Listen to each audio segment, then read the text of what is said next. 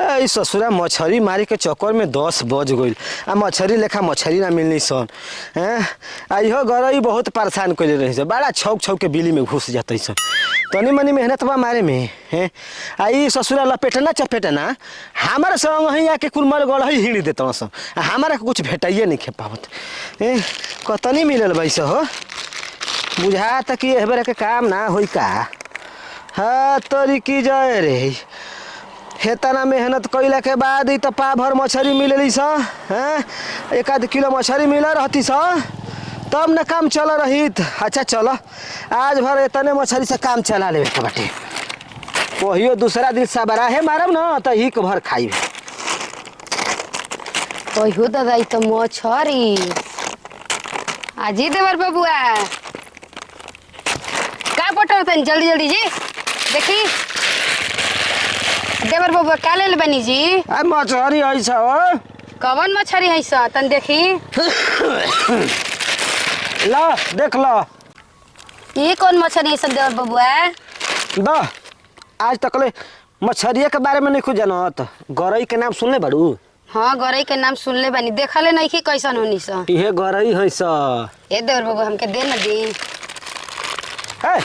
केतना मेहनत से तमार के लिए तनी ऐसे किए में कहत रही कि देर बाबू हमके दे न दी।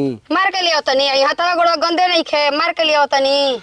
तारा पता नहीं खे पानी ले धो देने ही अच्छा जाए दे देवर है न दे दी मछरिया हमके। यही तरह दे देब का हां जानो तो एक बात बता रहा के दे ही का बोली हमरो के देबू न तब तो के दे ही पहुंची लेम जी। ई मोर दे कोही का उल्टे बोलत रहीला, हमेशा कहती कि दे दी मछरिया हम उतार के खा लेब तनी।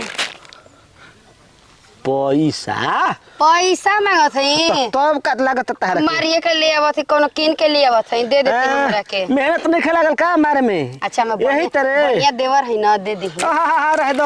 अरे कितना दुलार के देवर है। ओ इतना तो दुलार प्यार करत तो मेहररुआ ना करेले पलंग पे तरे हैं।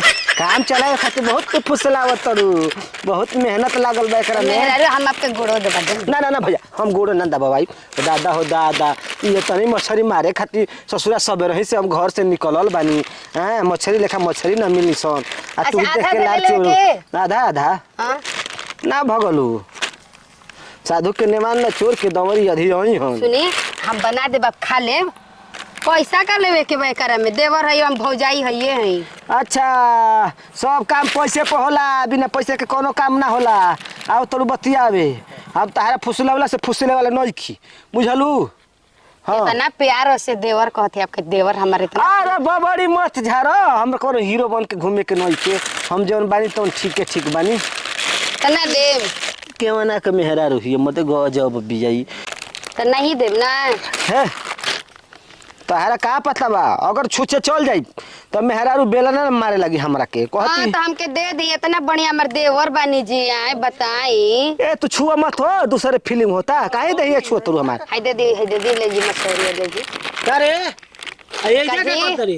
अरे देखा तनी देवर बाबू मछली ले ले बनी। देवर बबुआ तू दे ई तोर देवर बबुआ हमरे तो का लगी हां करे ई तोर भसो ना लगी है रे। का करते रहिए तू पहले बात सुनी हमार काम पड़ेला तो गधहो के बाप कहे जाला। अच्छा तब का तो काम पड़ेला तो गदहा के बाप कहल जाला। हां हाँ हई भसुर के देवर ना बनावल जाला ठीक ना। मुंह बनावले बाड़ू मछरिया ले लेती मछरी ले ले बाना। अच्छा यही से देवर बाबू ओकर बाद भसुर बन जी। हां आई हो दादा लार चुता कि देवर बाबू बनावती है का हो भैया। ए मर्दे उ त मेहरारू जात बिया हती गो दिमाग बा तोहार त बा न हते गो ई तोर मेहरारू हियो। हां हैं हां हो कहियो देखावल है नहीं के हमरा के तो हम का चिन्ह तनी।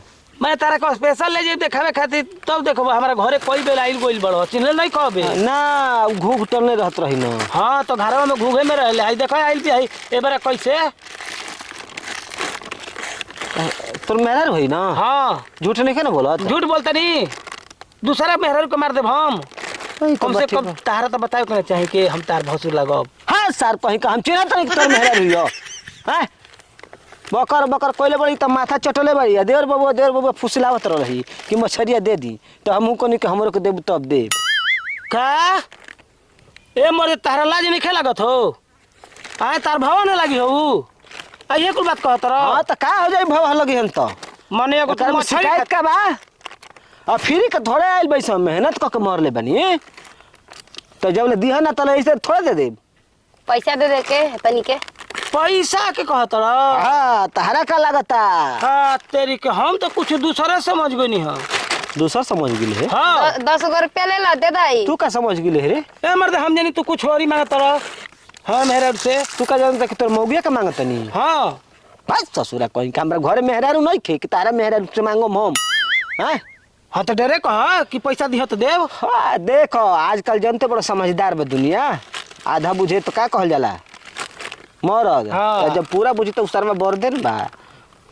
रे चले चल दे दे इनकर मछली दे ई- 10 रुपया ले ला अरे पगड़ी ढेर लालच ना करियो चल हम तोरा के मछली कीन देही ला ना देबे तो अपन मछली अच्छा ले लो जा अपन मछली अब जितना हो हवा गोइल तो छोड़ जाए तो ले जा जा पैसा ना लेबो ना ले जाई जा जा जा तो बना के खियाइम ना ए मत खियो हम खइबो ना चलो चल आज या शादी खुनी मेहनत कइले बड़ा चलो ए तो जान तू गरई मछली खात खात हमरो तड़ी खराब हो गइल बाटे देखी बुझल? तो काहे तो अरे मारे के पड़ी तोरा के कोले राह कारे 20 बेर कह तरी के भसुर लगी हो आ भसुर के ना छोड़ जाला कैसन मेहरारू से बियाह कइले बड़े लड़चुआ है का हो हाँ? तो ना तड़ी खराब हो गइल हवे तई से चेक कर ले ले ए कौन तू डॉक्टर डॉक्टर ना हो कि हमार चेक करबू जाय दी डॉक्टर नहीं तो मछली मिलल ना ले जाके घरे हाँ, खाई जा, बना जा। के चली जी चली बुद्धि के कमजोर ही हमर मौगी देखी हो गरई मच्छर रही चली, चली, चली। उ छटक के बिल में घुसे रही ए मत देही का कहत रहो अरे बिली में तो पकड़ के लिए नी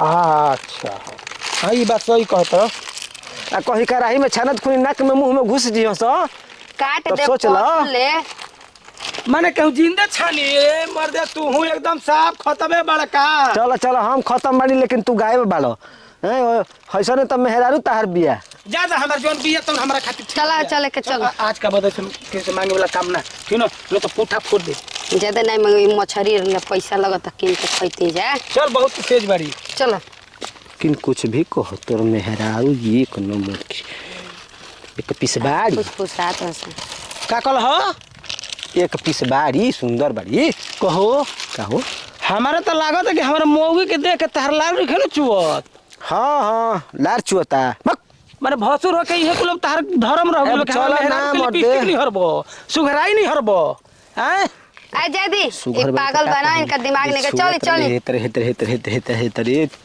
पूछबे मत कर भैया हम को नहीं कि जना ताकि हमारो काम बने वाला बा ए पगली चल भागे जले रे साफ कहते बानी कि चली चले के चली जा जा जा जा जा जा जाए ए नहीं। भैया आज के मेहनत हमारे डांड हो गई के जाने कहाँ से भेटा गई मोल मछली हमारे लेके चल गई छोड़ा हटाव जाए तो जौन भइल तौन ठीके भइल अब कहियो दूसरे दिन मरही सब मछली